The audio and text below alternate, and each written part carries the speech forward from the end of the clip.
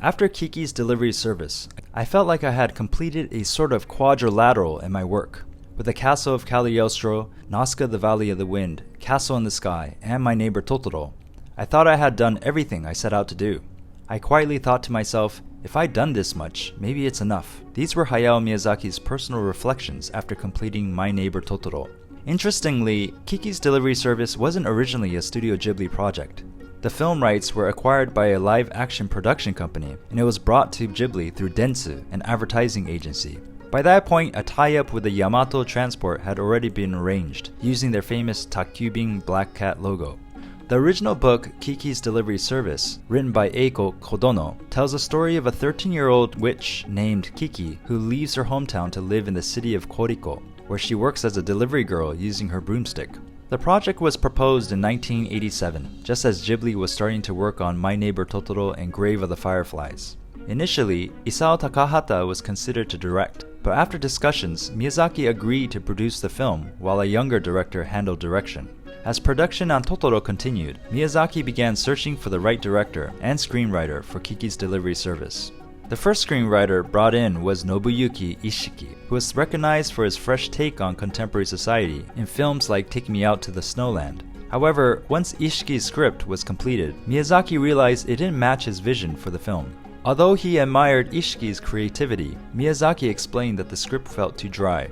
In the end, he decided to write the screenplay himself, starting immediately after My Neighbor Totoro.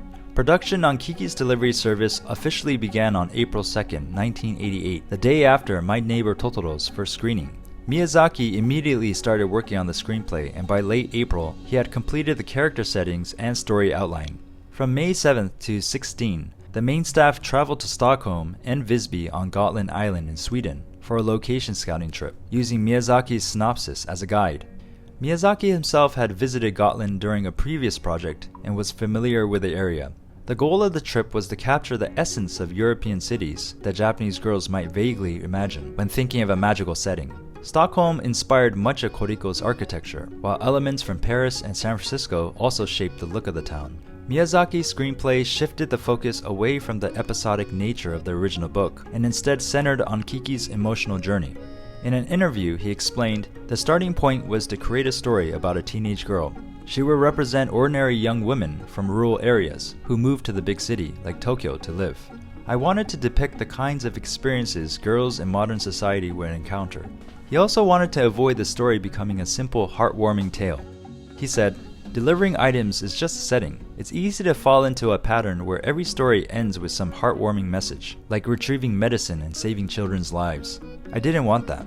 I wanted something deeper, a story about self-discovery, about a girl who moves to the city to chase her dreams, like drawing manga." Once I thought about it like that, the story clicked. Kiki's just a girl who can fly, and that's it. The question is, with just that talent, can she make a living? Throughout the process of writing the screenplay, Miyazaki frequently consulted with producer Toshio Suzuki. After finishing each sequence, Miyazaki would seek Suzuki's feedback, and together they refined the story. One major change came when Suzuki requested a more dramatic ending. Originally, the story was supposed to end with Kiki delivering a herring pie to the madame, who surprises her with an unexpected gift, moving Kiki to tears. However, Suzuki felt the film needed something more impactful for the audience, which led to the addition of the airship rescue scene. Katsuya Kondo, who had worked on Castle in the Sky and My Neighbor Totoro, was chosen to lead the character design. Miyazaki, Kondo, and other veteran animators worked closely to finalize the film's visual style. The animation was supervised by Kondo, along with Shinji Otsuka, an animator who also worked on Castle in the Sky, and veteran animator Yoshifumi Kondo. As production progressed, new and veteran animators joined the team, including Koji Morimoto, who later directed The Animatrix Beyond, Toshiyuki Inoue, who went on to become an assistant animation director on Jin-Ro, and Hiroshi Watanabe, who served as the animation director on Magical Princess Minky Momo. The art direction was led by Hiroshi Ono, recommended by Kazuo Oga, the art director for My Neighbor Totoro. Ono initially hesitated to leave his work on Akira, but after speaking with his colleague Toshiharu Mizutani, he joined the Ghibli team. Mizutani himself was so interested in Kiki's Delivery Service that he called Ghibli and said, "Am I not good enough? Please let me do the art for Kiki's Delivery Service." In the end, Mizutani, along with other members of Studio Fuga, contributed to the film's art staff. Additionally, the artwork for Ursula's painting in the film was based on the print titled The Ship Flying Over the Rainbow. Miyazaki discovered the print through his father-in-law, an educator, and it was incorporated into the movie with Miyazaki adding his own enhancements. Sound direction was led by Naoko Asari, marking her first solo project. Kiki's voice was provided by Minami Takayama, who also voiced the character Ursula. The film's theme songs, Message of Rouge and Wrapped in Kindness, were performed by Yumi Matsutoya, adding a distinctive charm to the film's overall atmosphere. Kiki's Delivery Service was completed on July 17, 1989, and released shortly after, on July 29th. The film was a massive success, grossing 2.17 billion yen, and becoming the top-grossing Japanese film of the year, surpassing even Farewell to Space Battleship Yamato, Warriors of Love. Toshio Suzuki was a key force behind the film's success, organizing a promotional campaign that focused on increasing Kiki's visibility. After a Toei executive told him, "Miyazaki's time has passed," Suzuki was determined to make Kiki a hit. He approached Nippon Television for support, and they agreed to invest in and promote the film. The partnership paid off, with Kiki's Delivery Service featured prominently across many of Nippon Television's programs. The partnership with Yamato Transport was also a smooth process. During early meetings, Miyazaki reportedly told the executives, "I'm not making this movie as a training video for your employees. If you're expecting something like that, I can't help you." Yamato's collaboration focused on promoting the film's imagery, rather than turning it into an advertisement for their services. This strategy would later become Ghibli's approach to all tie-up promotions.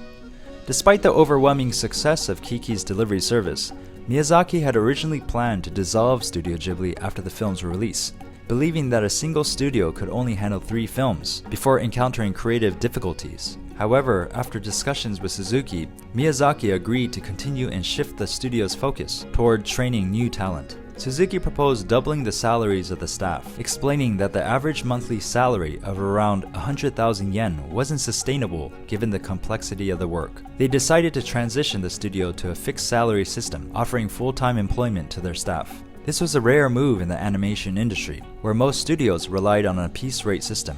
To recruit new talent, Miyazaki drew a manga announcing Ghibli's search for aspiring animators. In it, he declared, "Low-cost, low-quality shortcuts won't ensure the future of animation. Our job is to create works that everyone wants to see, genuinely enjoyable works. That's why we're looking for young talents who aren't satisfied with the current state of Japanese animation." In the end, 16 people were recruited during the first 2 sessions of training, including Kenichi Konishi, who later became the animation director for My Neighbors the Yamadas, and Masashi Ando, who went on to serve as animation director for Princess Mononoke and Spirited Away. By November 1989, Studio Ghibli had grown to 70 full-time employees. Okay, thanks for watching. If you enjoy this deep dive into the making of Kiki's Delivery Service, don't forget to like, subscribe, and hit the notification bell for more behind-the-scenes looks at your favorite Ghibli films. See you in the next video. Bye!